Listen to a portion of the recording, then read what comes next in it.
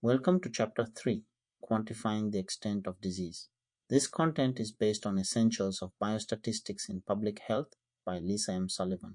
In public health, understanding how common or how fast a disease is occurring helps us prioritize action, allocate resources, and evaluate interventions.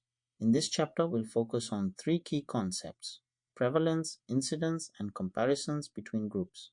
First is prevalence. Prevalence measures the proportion of people who have a disease at a specific point or during a specific period. It tells us how widespread is this condition right now.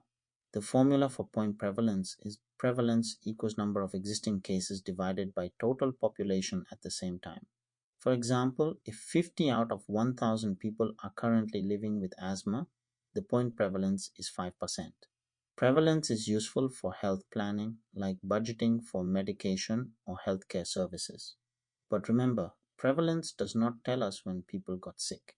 It only shows how many have the disease now. Second is incidence. Now let's talk about incidence, which measures new cases. It helps us answer who is getting sick and how quickly. There are two types. Cumulative incidence is the proportion of people who develop the disease during a specified time. It's calculated like this. Cumulative incidence equals new cases during a time period divided by number at risk at the start. For example, if 100 people were initially disease-free and 5 developed the disease over 1 year, the cumulative incidence is 5%. Incidence rate accounts for the amount of time each person was at risk. It's often expressed as cases per person year. This is important when people enter or leave a study at different times. Incidence is vital for understanding risk and causality, and it plays a big role in evaluating prevention efforts. Third is the relationship between prevalence and incidence. Here's a useful equation.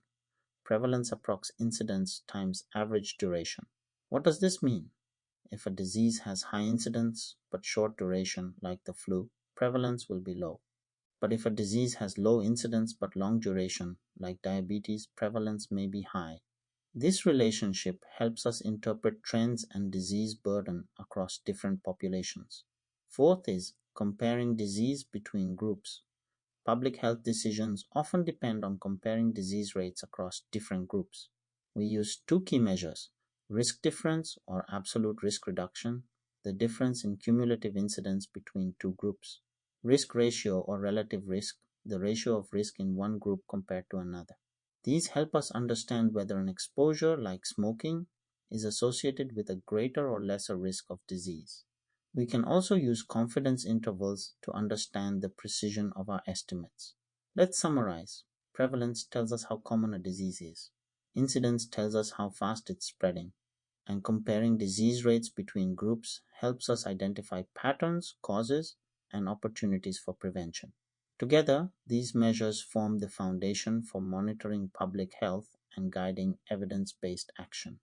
This concludes Chapter 3, Quantifying the Extent of Disease.